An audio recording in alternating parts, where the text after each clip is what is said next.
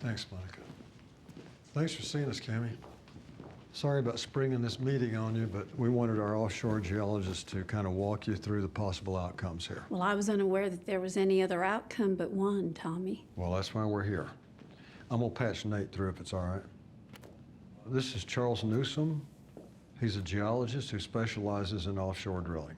And who do you work for? I work for you, ma'am. I thought we didn't know about this offshore rig. I work the Permian for you, ma'am. Well, there's not a lot of ocean out there. No, ma'am, there's not. I worked deep water rigs for BP and managed intelligent drilling, as well as sand control solutions for Halliburton in the Gulf, near your proposed drilling site. So you know the area? I know it well, ma'am, yes.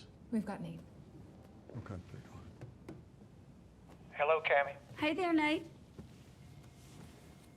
Yeah, go ahead. Sure. Okay. Right, so there.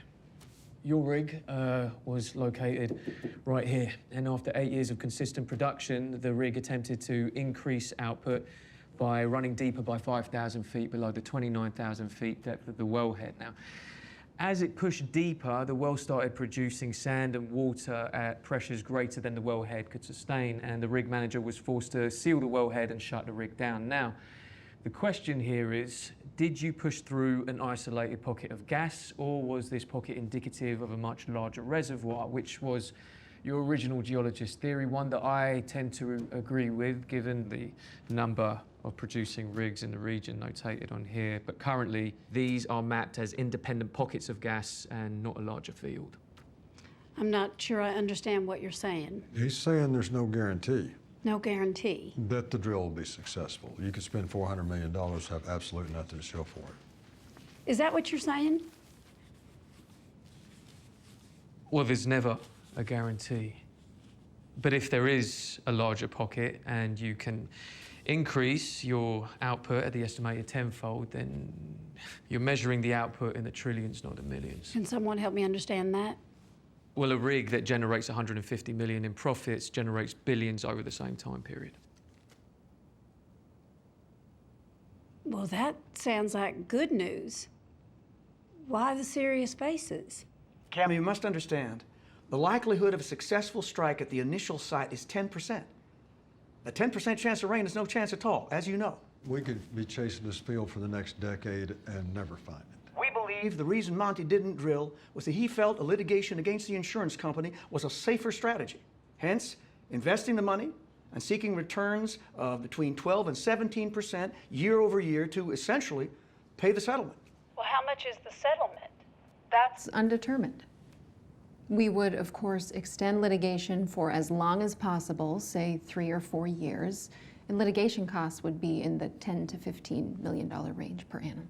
400 million at 15%, that's 60 million a year. Times 4, that's 240. And if we settle with ROI, we keep every dime of their money. And what about the principal? Principal's never touched. I'm not talking about the money. I'm talking about the insurance company's position that we misappropriated the payout. Cammie, it's a multinational corporation. They don't have principals. They have balance sheets and quarterly earnings reports and stuff like that. If it goes to trial, we could Chapter 11 and they get nothing, and they know that. So you think we should litigate? Yes, I do. And you think you can win? It's not a win or lose situation for them. It's how do we recoup as much of our $400 million contractually obligated payout on a technicality. A settlement's the only way. But the rig is already in motion. It's been leased. We will cancel the lease. Well, if we can just cancel it, then what's the point of having one? If we never keep our word, what's our word worth? Nothing. Nobody's is. That's what the lawyers are for. And you think it's there? There's no question it's there. The question is, can we find it? Can you? Let me just show you something.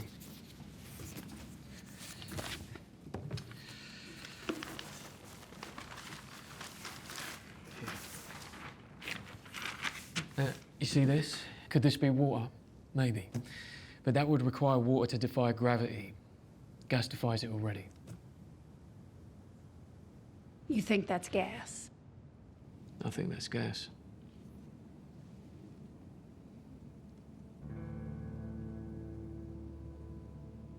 My word will be worth something.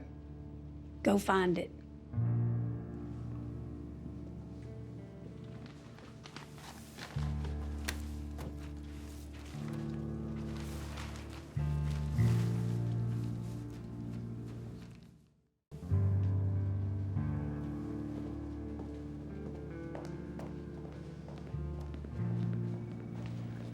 Hey, thanks a lot.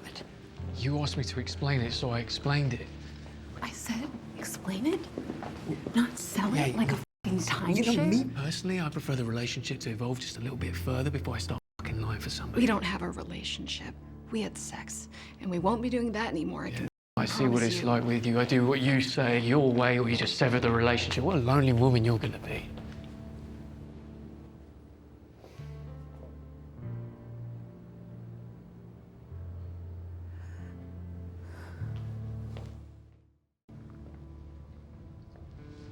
Anything else?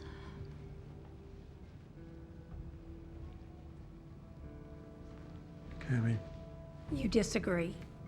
Cammy, we have a performance clause on the Wolfcamp fields too. We can't service both. You're abandoning a sure thing for a maybe.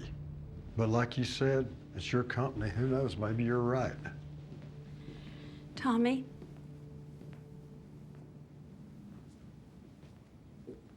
You know, my friends won't call me back. I guess they don't want a rich widow around their husbands. I don't know. Well, they weren't your friends to begin with, then. I was at lunch today, and a man, very handsome, he touched my face. He touched it like... I just don't have anybody else that I can talk to about it.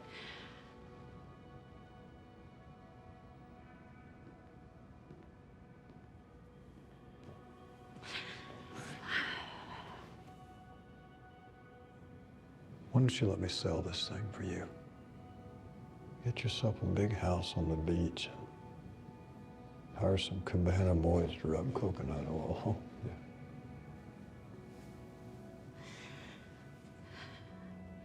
I don't want cabana boys. I want success.